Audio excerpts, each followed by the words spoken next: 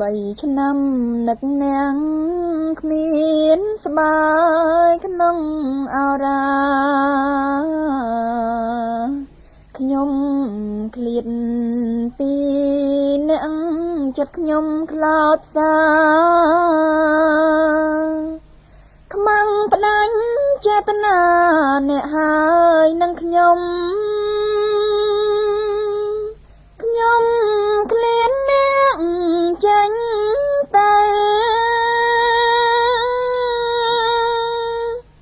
អរាឈួក្តៅ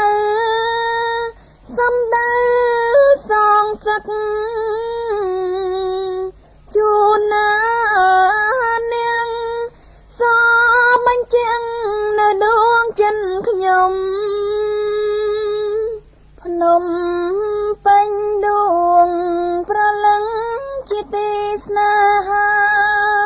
3 ឆ្នាំខ្លោចផ្សាតែនាង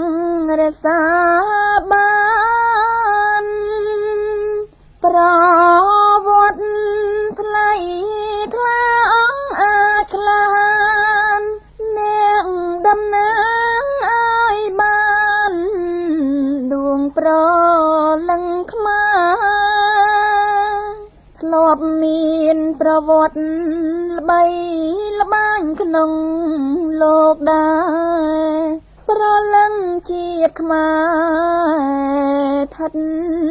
ថែគង់វង្សជ្រកក្រោមម្លប់ទង់ប្រាសាទអង្គរអើយឋិតថែគង់វង្សជ្រកក្រោមម្លប់ទង់ប្រាសាទអង្គរ